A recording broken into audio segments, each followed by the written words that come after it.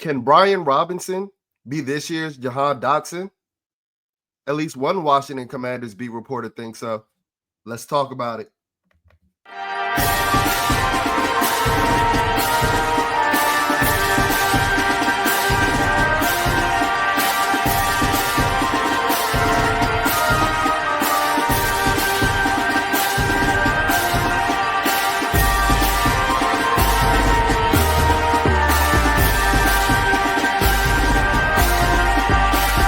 What is up, guys, and welcome back to another episode of Bleeding B&G. As you can see on the screen, back in May, I did a video asking a question of who could be this year's Jahan Dotson for the Washington Commanders, meaning an unexpected player who would end up either traded or released prior to the 2025 season, as Dotson was last year. In that video, I talked about defensive tackle Daron Payne, offensive lineman Andrew Wiley, and running back Brian Robinson Jr. Now in August, I believe those first two firmly have a spot entrenched on the 2025 Washington Commanders. Brian, as we like to call him, because we denounced him of his nickname a long time ago, not so much. And at least one Washington beat reporter agrees with me. Let's listen to what Ben Standig, formerly of The Athletic, had to say in his most recent podcast. Before we do, though, don't forget to flood that comment section, smash that like and subscribe button so you're not missing any of this content on your Washington Commanders. Not to sound like anybody would care what I'm saying. It's not for aggregation. This is just a guess. I'm going to guess Brian Robinson is not on the week one roster. I have no insight into that. I'm not saying it. I just keep looking at it. If Jakory Merritt's on this team, I just don't know how you're sitting him. And again, that's where the role part comes into play. So I'll go with that latter group. But so now you have heard from the man himself, Ben Standig, Washington beat reporter, who's boots on the ground in Ashburn and has seen every practice from our Washington Commanders this year. He believes that running back Brian Robinson Jr. will not be on the roster, whether that be via trade or release prior to week one of the 2025 season. Now, I did a video a couple of days ago where it was titled, I told you guys about Terry McLaurin, where I had to run my victory lap because the contract saga of Terry McLaurin has gone exactly how we expected it to go. I will say this. This one wasn't as profound as my Terry McLaurin take. Not by any means. You guys know you come to Bleeding B&G for the most raw, uncut, and unfiltered analysis on your Washington Commanders. And if I'm being quite honest, a blind man could have saw that we needed an improvement in that running back room and at the running back position, which had me a bit perturbed when the only significant upgrade that we made in the entire offseason to that room was drafting 7th rounder Jakory Merritt, a.k.a. Bill, our guy, the guy that has captured our heart over the course of training camp.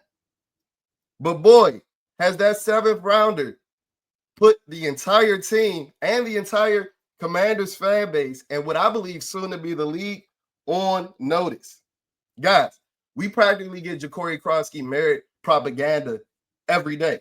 Have you guys noticed that?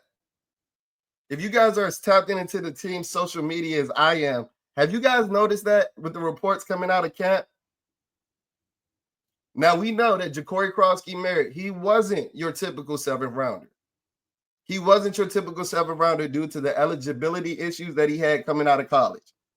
They was janky, wearing wrong jerseys. We don't know. We don't know. But boy, he has proved that he's not your typical 7th rounder over the course of the 2 weeks of Washington's training camp. I would argue that outside of Jaden Daniels, based off the reports that I'm hearing, and the days that I was boots on the ground in Ashburn, he's probably the camp MVP. And this is what I mean when I say he's not your typical 7th rounder. The jump cuts, the agility. We saw him flash in the New England Patriots game, catching a pass. Nobody on this roster, nobody runs like Jakory Merritt. And you heard then what Ben Standig alluded to. He says that he doesn't know how Brian Robinson makes this roster with Jakory Merritt on it. Now, you can call that propaganda. You can call him pushing a narrative. You can call that hot take. But I said a long time ago that we needed to improve at the running back position. You know what we've heard about Brian Robinson coming out of camp? How he's doing Jahan Dotson side quests, returning punts and catching punts.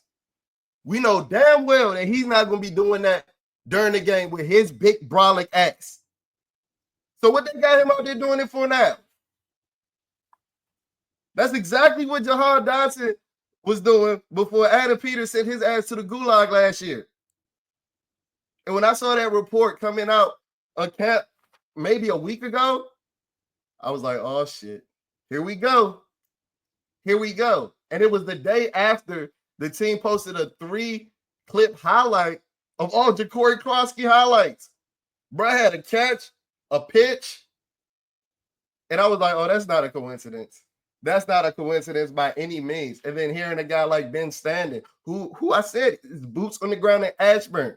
He was in Boston. He went to the New England Patriots joint practice with the Washington Commanders. He's out there every day. I was out there the first week, a couple of days. And I will say that when I was out there, Brian Robinson did have a couple of solid days. He had one day when he had a 60-yard run untouched. But I said then, while I was at camp, and I said in the video I recorded that day, you can tell Brian Robinson feeling Bill up on that ass. Brian Robinson feeling Bill up on that ass. That seat hot. Pause. That seat is super hot. And I said this in the Terry McLaurin video, and I'm going to say it now. Us as Washington Commander fans, we have a tendency of elevating our own talent, putting them in the upper echelon of their position in the league, or making them seem like something that they never were in their career. We're ready to crown guys and give guys gold jackets just because of 3 one-on-one reps that we saw in Ashburn. And I get it. I totally do. But I believe that Brian Robinson is a prime example of what I'm talking about. Every time, and I've been saying it for a while. Y'all know if you've been a day one bleeding B&G supporter, this ain't nothing new for us. I've been saying this for a while. That's why I feel so vindicated with what Ben Standig is saying. And I will say he might be wrong. That was just a prediction. He might be wrong. But I've been putting it out there for a couple of years now that I don't think that Brian Robinson is an RB1. And every time that I say that, I have a Washington Commander fan meeting me with, but he got shot. But he got shot. And I get it. Amazing, phenomenal, feel-good story. His comeback story should be praised.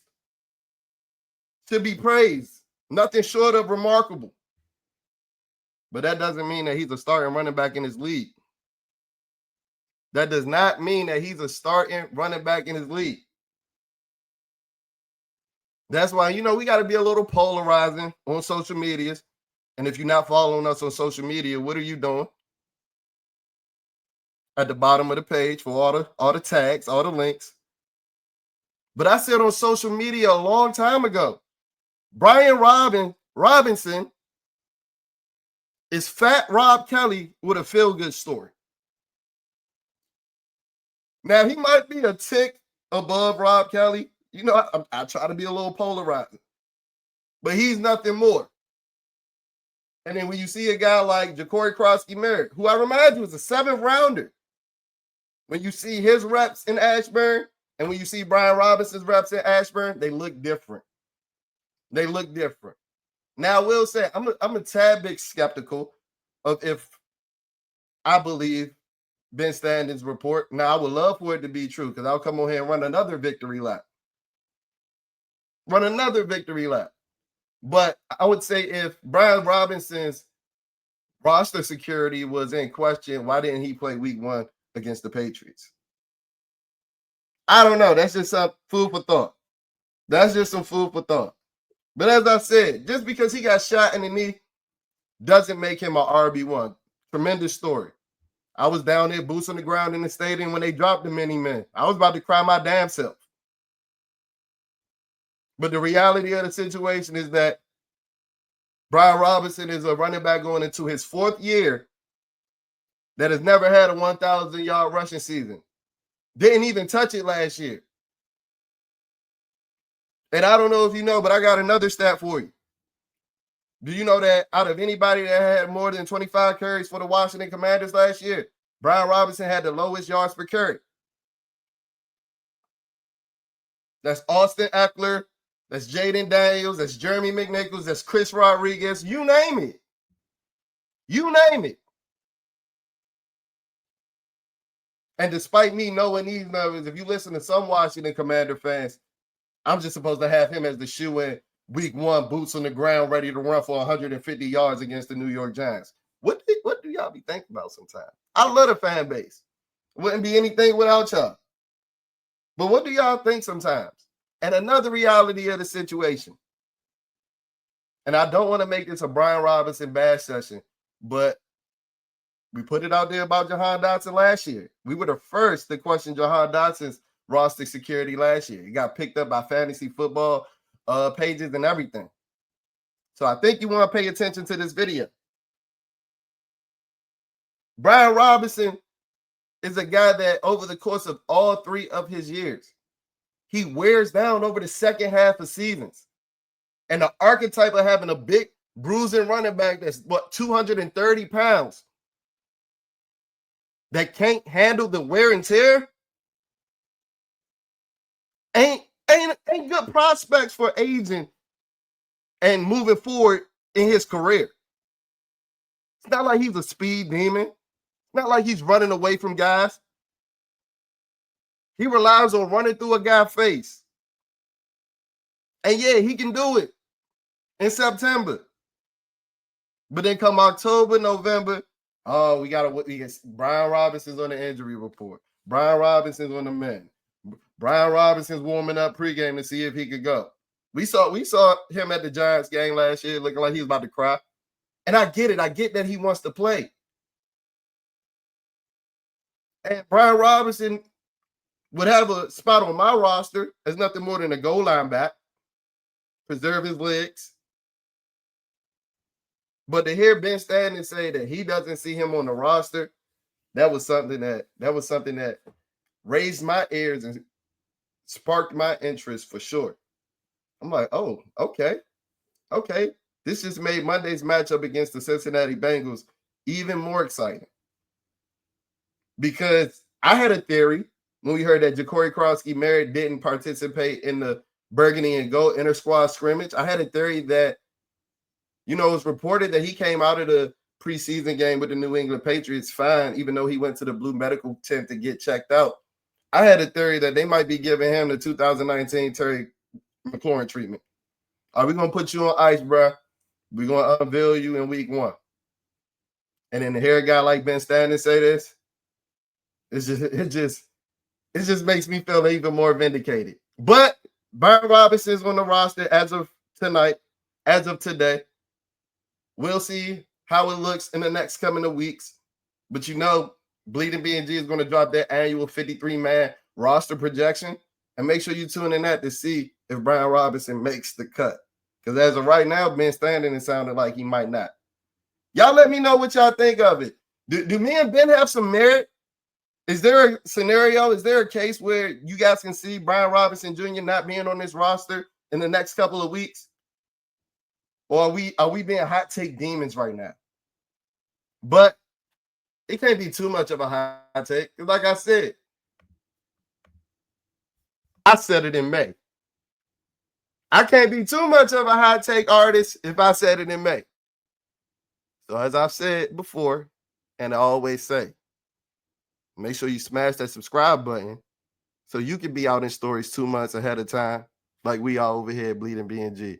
I'll check in on y'all on the flip side. Peace.